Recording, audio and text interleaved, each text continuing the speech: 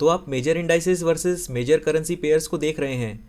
Major indices ऐतिहासिक रूप से मेजर करेंसी पेयर्स की तुलना में 1.5 से 2 गुना अधिक वॉलीटाइल हैं, आप जानते हैं, और यह 50 वर्षों से अधिक का डेटा है, इसलिए यह बहुत महत्वपूर्ण है।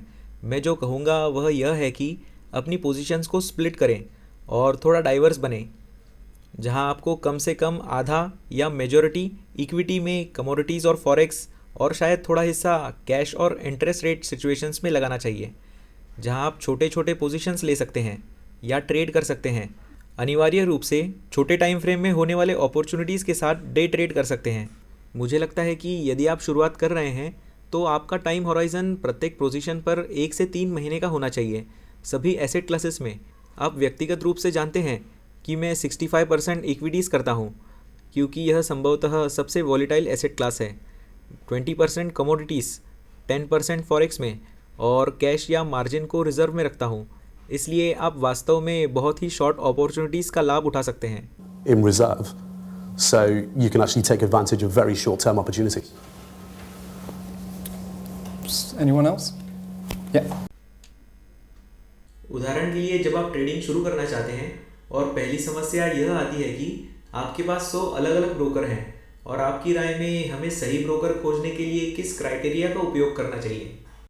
मुझे लगता है कि सबसे पहले यह जानना महत्वपूर्ण है कि ब्रोकर आपके ट्रेड्स के ऑपोजिट डायरेक्शन में ट्रेड ले रहे हैं या नहीं।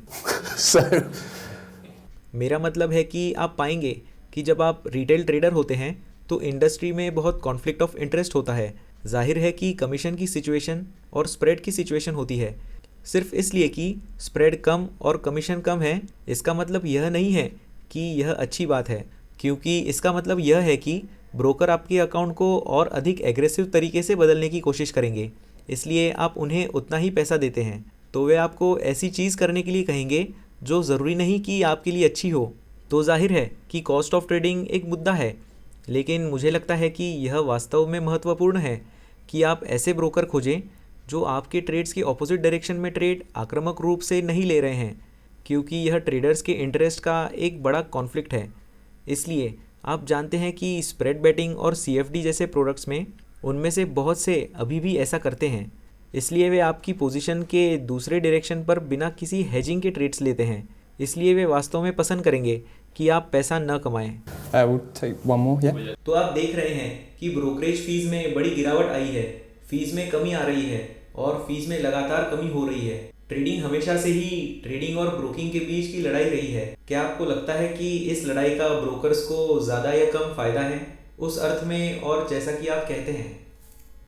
सुनिए, इसमें कोई संदेह नहीं है कि ट्रेडिंग सस्ती हो गई है, जो ब्रोकरेज इंडस्ट्री के लिए बहुत अच्छी बात नहीं है। लेकिन पिछले 10 वर्षों में ब्रोकरेज इंडस्ट्री के लिए जो हुआ है वह डायल अप से ब्रॉडबैंड पर स्विच करना था, इसलिए बाज़ार का आकार अब 15 साल पहले की तुलना में बहुत बड़ा है, क्योंकि अब हर कोई अपने बेडरूम से ट्रेड कर सकता है। इसलिए बाज़ार में भाग लेने वाले पहले की तुलना में बहुत अधिक है, इसलिए ब्रोकरेज इंडस्ट्री का ओवरऑल आकार छोटा हो गया है। मुझे लगता है कि जब आप बाज़ार में ब्रोकिंग शुरू कर रहे हो तो कुछ वर्षों तक ब्रोकर बनना काफ़ी अच्छा होता है, क्योंकि आप दूसरी तरफ होने वाले बहुत सी चीज़ों को सीख सकते हैं। इसलिए आप वास्तव में बाहर जाते हैं और अपने खुद के पैसे या अन्य लोगों के पैसे के साथ ट्रेडिंग करते हैं, तो आपको पता चलता है कि ट्रेडर्स का कॉन्फ्लिक्ट ऑफ इंटरेस्ट कहाँ है। हाँ, तो आप वास्तव में इस भाषा में लोगों से बात कर सकते हैं और उनके बिजनेस को पूरी तरह से समझ सकते हैं। इसलिए मुझे लगता है कि कुछ वर्षों तक ऐसा करना काफ़ी हेल्दी है, क्योंकि आप इसके बारे में जानेंगे। और आप जानते हैं कि इन्वेस्टमेंट बैंकिंग में मेरा कार्य दोहरा था, मार्केट मेकिंग और प्रोप्राइटरी ट्रेडिंग। क्या ब्रोकिंग से ट्रेडिंग तक सफ़र आसान है?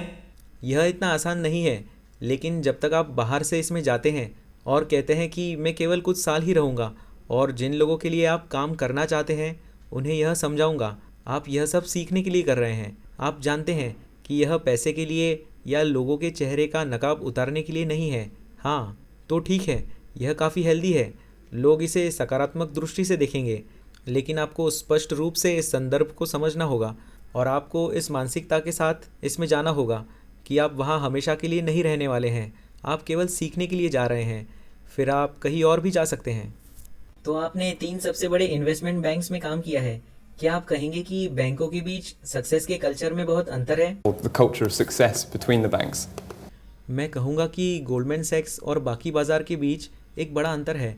जाहिर है कि मैं पक्षपाती होने जा रहा हूँ क्योंकि मैंने वहीं से शुरुआत की थी, लेकिन मैं अब भी कहूँगा कि बाज़ार में सबसे अच्छे लोग वही काम करते हैं और आप जानते हैं कि वे पहुँच के बाहर नहीं हैं। आप जानते हैं कि वे आम तौर पर सामान्य लोग ही हैं, लेकिन एक बहुत ही मजबूत वर्क एथिक और इंटेलिजेंस के साथ। यह बाज़ार के बाकी हिस्सों के लिए एक अलग प्रकार की इंटेलिजेंस है। यह एक क्यूरियस माइंड है, लेकिन एक बहुत ही मजबूत वर्क एथिक के साथ साथ बहुत एंटरप्रेन्योरियल भी है। आप जानते हैं कि नए प्रोडक्ट्स बनाने में सक्षम होना, नई परिस्थितियां बनाना जिसकी बहुत अधिक मांग होने वाली है, और इस प्रकार का इनोवेशन, मुझे लगता है कि फाइनेंशियल मार्केट में यह बहुत महत्वपूर्ण है क्योंकि फाइनेंशियल मार्केट्स में ग्राहकों की डिमांड पूरा करना बहुत कठिन है क्योंकि यह रिलेशन बहुत अधिक टूटा हुआ बाज़ार है। गोल्डमैन ऐसा करने के मामले में किसी और से बहुत आगे है। तो आप जानते हैं कि अगर मैं पक्षपाती हो जाऊं तो जाहिर है कि वहाँ का कल्चर बाकी बाज़ार से बहुत अलग है। मेरे लिए जब मैं वहाँ था तब का कल्चर क्या था, क्योंकि मुझे लगता है कि यह उस समय पर निर्भर करता है जब आप बाज़ार में होते हैं, जब आप वास्तव में एक प्रोफेशनल होते हैं। मैंने देखा है कि शहर में कंपनी के लिए काम करने और कंपनी का मुनाफा कमाने के कल्चर से लेकर लालच की पॉलिटिकल कल्चर तक का माहौल बदल गया है और कंपनी के फ़ायदे के बजाय अपने लिए पैसे कमाने की कोशिश की जा रही है, क्योंकि उस समय इंडस्ट्री में बहुत कैपेसिटी और बहुत अधिक स्लैक था। बहुत से ऐसे लोग जो बहुत ही अनटैलेंटेड थे, उन्हें बहुत महत्वपूर्ण कार्य करने के लिए काम पर रखा जा रहा था। इसलिए मेरा मतलब है कि हमने देखा है कि अंत में क्या हुआ, लेकिन इंडस्ट्री में अब क्षमता इतनी कड़ी हो गई है कि यह उस स्तर पर पहुंच रहा है जहां यह लगभग सही है। लेकिन उस समय क्षमता के मुद्दों के कारण कल्चर बहुत ही स्वार्थी था, स्वार्थ से मोटिवेटेड, और इसमें बहुत अधिक लालच था, जिसमें बहुत से ऐसे लोग थे जो बहुत ही अयोग्य थे, बहुत महत्वपूर्ण पदों पर काम कर रहे थे। उस इन्वेस्टमेंट बैंकिंग के करियर के अंत तक आप किस प्रकार के अकाउंट साइजेस को मैनेज कर रहे थे? हाँ, मेरा मतलब है कि सबसे बड़े अकाउंट साइजेस वास्तव में गोल्डमैन में थे क्योंकि वहाँ रिस्क कल्चर अधिक था। इसलिए पहले दिन $10 मिलियन से शुरुआत हुई। जितना अधिक पैसा आप बनाते हैं उतना ही आप आगे बढ़ते हैं। गोल्डमैन छोड़ते समय हमारी 4 लोगों की एक टीम थी जो ट्रेडिंग डेस्क पर लगभग $500 मिलियन चला रहे थे, जो टोटल ट्रेडिंग डेस्क के रिस्क का लगभग 1/4 था।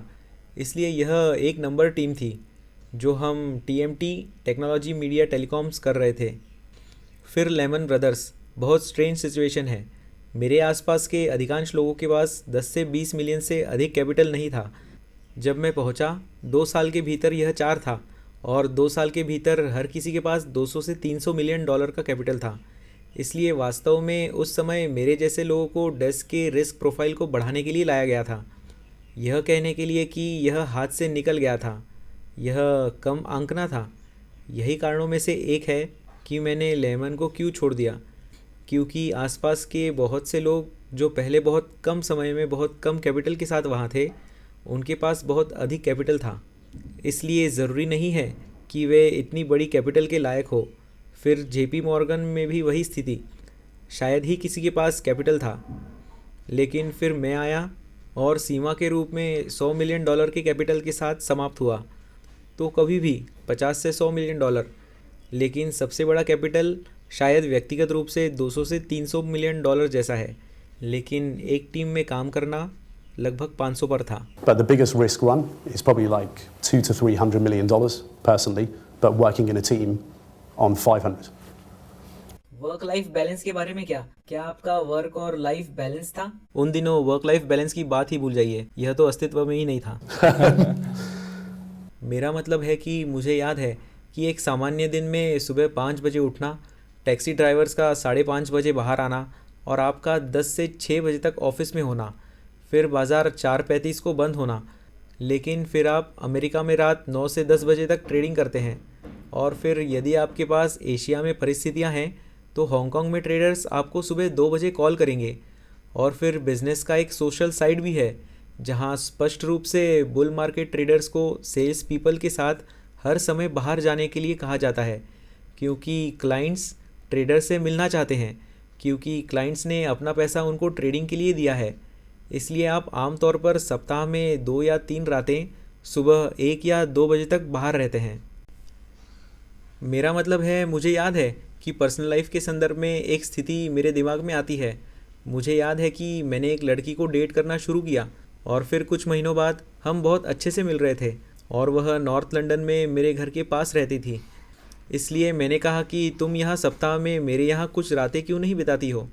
फिर वह मेरे घर शिफ्ट हो गई, अलमारी में कुछ कपड़े रख दिए, लेकिन मैंने उसे यह बताने और चेतावनी देने में 1 महीना बिता दिया कि अगर तुम मेरे साथ रहोगी तो तुम्हें यह पसंद नहीं आएगा। फिर उसने कहा कि ओ नहीं, सब ठीक हो जाएगा, सब ठीक हो जाएगा। उसने मुझे महीनों तक कहा था कि सब ठीक हो जाएगा। और फिर एक क्लाइंट मीटिंग के बाद देर रात को मैं घर आया। सुबह लगभग 3 बजे बिस्तर पर गिर गया और अपने सूट में ही सो गया। 5 बजे वापस उठा और शावर लिया और एक नया सूट पहना। और जब मैं कपड़े पहन रहा था, क्योंकि मुझे बिना आवाज़ करे कपड़े पहनने पड़ते थे, नहीं तो मैं उसे जगा देता। जब मैं कपड़े पहन रहा था तो मैं यह महसूस कर सकता था जैसे मेरे पीछे कोई खड़ा हो, और यह उसके मेरे साथ रहने के लगभग 2 सप्ताह बाद हुआ था। And this was after about 2 weeks of her kind of moving in. और मैं पलटा और वह मेरे बिस्तर पर खड़ी थी, अपने बालों के गुच्छे को दोनों हाथों से पकड़े हुए, और मुझ पर चिल्ला रही थी, तुम क्या कर रहे हो? What the hell are you doing? और मेरा जवाब था, मुझे लगता है कि हनीमून पीरियड ख़त्म हो गया है। और जब मैं उस शाम वापस आया तो हमें पूरी स्थिति पर चर्चा करनी थी, लेकिन असल में आप जानते हैं कि सोमवार से शुक्रवार तक पर्सनल लाइफ बहुत बुरी होती है। मार्केट्स में वीकेंड्स में ही नींद पूरी हो पाती। Catching up on sleep. And then और फिर सोमवार सुबह 5 बजे से रूटीन शुरू हो जाता। हम दर्शकों से कुछ और प्रश्न लेंगे, यदि किसी के पास कोई प्रश्न है तो। मैं बैंकों के बारे में पूछने जा रहा था। आपने कहा कि गोल्डमैन सैक्स बाकी बैंकों से बहुत आगे है, लेकिन मेरा मतलब है कि क्या कोई ऐसा बैंक भी है जिसके बारे में आपको लगता है कि वह इस चेन में आगे बढ़ रहा है और भविष्य में उस पर ध्यान दिया जाएगा? यह कहना कठिन है, क्योंकि मेरा मानना है कि सब प्राइम क्राइसिस के बाद से फाइनेंस इंडस्ट्री के उस क्षेत्र में लोगों का स्टैंडर्ड काफ़ी गिर गया है, केवल इसलिए कि कॉम्पनसेशन कम कर दिया गया है। simply because the compensation has been crushed.